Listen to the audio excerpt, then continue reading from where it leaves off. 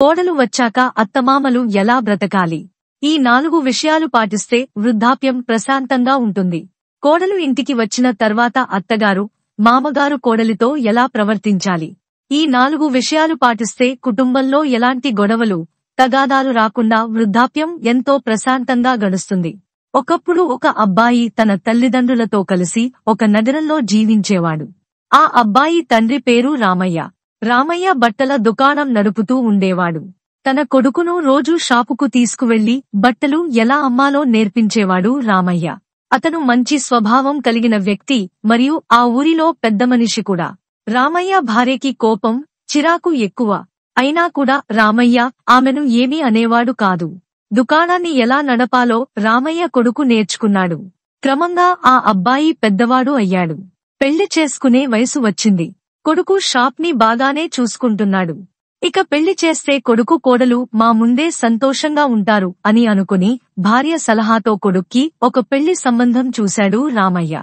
అమ్మాయిని చూసేందుకు పక్కా ఊరు వెళ్లారు. ఆ అమ్మాయి చాలా అందంగా ఉంది. అందరూ ఓకే అన్నారు. పెళ్లి తేదీ ఖరారైంది. రామయ్య కొడుకు పెళ్లికి సిద్ధమవుతున్నాడు.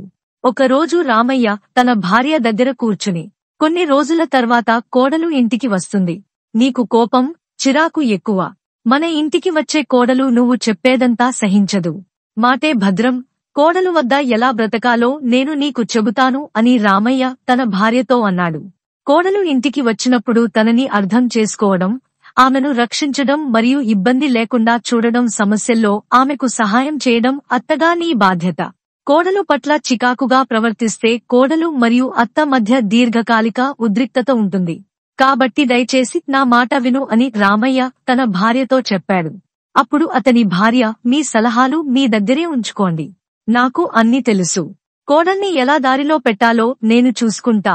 ఇక మీ పని మీరు చూసుకోండి అని తన భర్తతో అన్నది. ఆ మాట విన్నాక రామయ్య ఏమీ మాట్లాడకుండా దుకాణానికి వెళ్లిపోయాడు. కొన్ని రోజుల తర్వాత రామయ్య కొడుకు అదే అమ్మాయిని వివాహం చేసుకున్నాడు.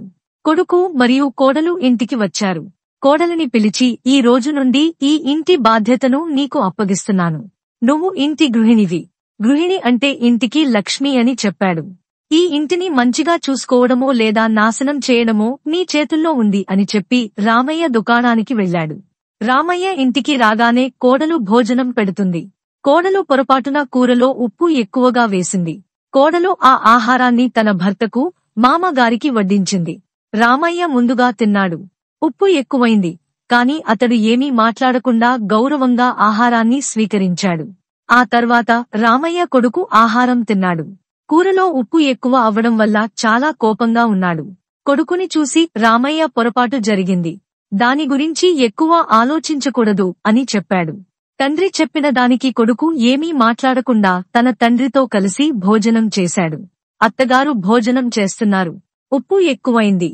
భర్త వైపు, కొడుకు వైపు చూసింది. వారు ఏమీ మాట్లాడడం లేదు. కాబట్టి ఆమె కూడా మౌనంగా ఉండిపోయింది. భోజనం చేశాక రామయ్య తన కొడుకుతో కలిసి వాకింగ్ చేయడానికి ఇంటి బయటకు వెళ్లారు. బయటకు వెళ్లగానే రామయ్య కొడుకు, నాన్న నువ్వు ఏమీ అనలేదు. మమ్మల్ని ఏమీ అననివ్వలేదు. ఎందుకు అని తండ్రిని అడిగాడు. కొడుకు మాటలు విన్న తర్వాత రామయ్య, ఒకరిని అవమానించడం మంచిది కాదు. వారు ఎంత దగ్గరవారు అయినప్పటికీ కూడా చాలా బాధపడతారు. అందుకే నా కోడలిని ఏమీ అనలేదు అన్నాడు రామయ్య. నాన్న నాకు ఏమీ అర్థం కాలేదు అని కొడుకు చెప్పాడు. అప్పుడు రామయ్య కొడుకుతో, నీకు 4 విషయాలు చెబుతాను. ఈ 4 విషయాల్లో ఎవరైతే జాగ్రత్తలు తీసుకుంటారో వారి ఇంట్లో ఎప్పుడూ ఎలాంటి గొడవలు, తగాదాలు రావు. వృద్ధాప్యం కూడా చాలా ప్రశాంతంగా గడిచిపోతుంది అని కొడుకుకి ఆ 4 విషయాలు చెప్పడం ప్రారంభించాడు. అప్పుడు కొడుకు తండ్రి చెబుతున్న మంచి విషయాలను శ్రద్ధగా ఆలకించాడు. మొదటి విషయం, తన భార్యను ఎవరి ముందు తిట్టకుండా ఉండడమే పురుషుని ఉత్తమ లక్షణం. భార్య ఉద్దేశపూర్వకంగా తప్పు చేయనప్పుడు దానిని పొరపాటుగా భావించి భార్యను క్షమించాలి. భార్య పొరపాటు చేసినా కూడా ఎవరి ముందు తిట్టకూడదు. కొంతమంది మగవాళ్లు తమ భార్యలను సమాజం ముందు లేదా బంధువుల ముందు తిడతారు. భార్యను కొట్టడానికి కూడా వెనకాడరు. ఆ సమయంలో భార్య ఏమీ మాట్లాడదు. ఆ తర్వాత చాలా ఏడుస్తుంది, బాధపడుతుంది కూడా. ఇలా చేస్తే ఆమె నలుగురిలో చులకన అవుతుంది. నిన్ను కూడా అలాగే చూస్తారు. భార్య గురించి ఎప్పుడూ కూడా చెడుగా అస్సలు మాట్లాడకూడదు. సమాజం లేదా కుటుంబం ఆమెను వేధించకూడదు. ఇలా చేస్తే ఆమె భర్తను ప్రేమించకుండా ద్వేషించడం లేదా పారిపోవడం చేస్తుంది. దాని ఫలితంగా జీవితంలో ఇద్దరి మధ్య దుఃఖం మాత్రమే మిగులుతుంది. ఇక రెండో విషయం, భార్య ఏదైనా తప్పు చేస్తే అందరి ముందు కాకుండా ఒంటరిగా గదిలోకి తీసుకువెళ్లి మాట్లాడాలి. ఆమెతో మంచి పద్ధతిలో వ్యవహరించాలి. ఆమెతో వ్యక్తిగతంగా మాట్లాడినప్పుడు ఆమె ప్రతిదీ నీకు చెబుతుంది. తన భర్త మాట వింటుంది మరియు తన తప్పును అంగీకరిస్తుంది. అలాగే భర్తను కూడా ప్రేమిస్తుంది. మూడవ విషయం, భార్య కుటుంబం అంటే మీ అత్తగారి కుటుంబం కష్టాల్లో ఉన్నప్పుడు నువ్వు ఆదుకోవాలి. భార్య బాధల్లో, కష్టాల్లో ఉన్నప్పుడు ఆమెకు అండగా నిలవడం, చనిపోయే వరకు ఆదుకోవడం భర్త యొక్క విధి. భార్య జబ్బున పడినా లేదా ఏదైనా సమస్యతో బాధపడుతున్నా భర్త తన భార్యని తల్లి ఇంటికి పంపించకూడదు. ఆదుకోవలసిన సమయంలో భర్త భార్యను దూషించి తన తల్లి ఇంటికి పంపిస్తే భార్యలు వారి భర్తలను శాశ్వతంగా వదిలేస్తారు. భార్య వదిలేసిన మొగుడికి దుఃఖం, సమాజంలో అవమానాలు ఎదుర్కోవలసి వస్తుంది.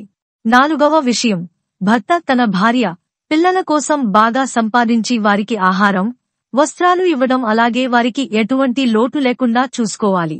అలా అని దొంగతనం చేసిన డబ్బుతో వారిని పోషించడం మొదలు పెడితే అత్యాశ పెరిగిపోతుంది.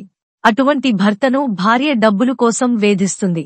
డబ్బులు కోసం అలవాటు పడిన పిల్లలు తండ్రిని చెడ్డ పనులు చేయమని ప్రోత్సహిస్తారు. ఇలా చేసే వారి పిల్లలు చెడ్డవారిగా పెరుగుతారు. ఆనందం, శాంతి అంటే ఏమిటో తెలుసుకోలేరు. మంచి మార్గంలో కష్టపడి డబ్బు సంపాదించి దాంతో పిల్లలను మరియు భార్యను పోషిస్తే ఆ ఇల్లు సుఖసంతోషాలతో, అలాగే మీ పిల్లలు సురక్షితంగా ఉంటారు మరియు మంచి బుద్ధులు కూడా ఉంటాయి. కాబట్టి ఈ 4 విషయాలు భర్త ఒక్కడికే కాదు, అత్త, మామగారికి కూడా వర్తిస్తాయి. ఏ ఇంట్లో అయితే ప్రతి ఒక్కరూ ఈ 4 విషయాలు పాటిస్తారో ఆ ఇంట్లో ఎలాంటి గొడవలు, తగాదాలు లేకుండా ప్రశాంతంగా ఉంటుంది. అలాగే వృద్ధాప్యంలో గౌరవం పెరగాలంటే చేయకూడని 11 పనులు. మీకు ఇప్పటికీ 60 ఏళ్లు దాటినా మీ వద్ద డబ్బు లేదు అంటే మీరు మరొకరిపై ఆధారపడి జీవిస్తున్నారు అని, లేదా బిడ్డలకు భారం అయ్యారు అని అర్థం. ఈ రోజుల్లో 60 ఏళ్లు దాటిన తర్వాత కష్టపడలేరు. ఎందుకంటే మీ శరీరం సహకరించదు. వృద్ధాప్యంలో మీకు ఉపయోగపడే, అలాగే మీ గౌరవాన్ని పెంచే ఈ 11 విషయాలను తప్పనిసరిగా తెలుసుకోండి. మీకు 60 ఏళ్లు వయస్సు వచ్చిన తర్వాత శరీరం బలహీనంగా ఉంటుంది. కాబట్టి మీరు ఇంట్లోనే ఉంటారు. అలాగని చినిగిన బట్టలు వేసుకుని అశుభ్రంగా ఉండకండి. బయటకు వెళ్లేటప్పుడు కూడా మంచి దుస్తులు ధరించండి. లేకపోతే మీ పిల్లలు మిమ్మల్ని సరిగ్గా చూసుకోవటం లేదు అని బయట వారు అనుకుంటారు. ఇలా అశుభ్రంగా ఉంటే మీ ఇంట్లోని వారు కూడా మిమ్మల్ని చూసి అసహ్యించుకుంటారు. ఇప్పటికే మీరు మీ వృద్ధాప్యంలో మందులకి, మీరు బతకడానికి కొంత డబ్బును దాచి ఉంటారు. ఒకవేళ మీరు ఇప్పటివరకు డబ్బులు దాచుకోలేదంటే మీరు ప్రమాదంలో ఉన్నట్లే. ఎందుకంటే వృద్ధాప్యంలో తల్లిదండ్రులకు తిండి పెట్టడం ఇప్పుడున్న కొంతమంది కొడుకు, కూతుళ్లకు భారం అయ్యింది. ఒకవేళ మీరు డబ్బును పొదుపు చేయకపోతే మీ ఆస్తిని మీ బిడ్డలకు ఎట్టి పరిస్థితుల్లోనూ ఇవ్వవద్దు.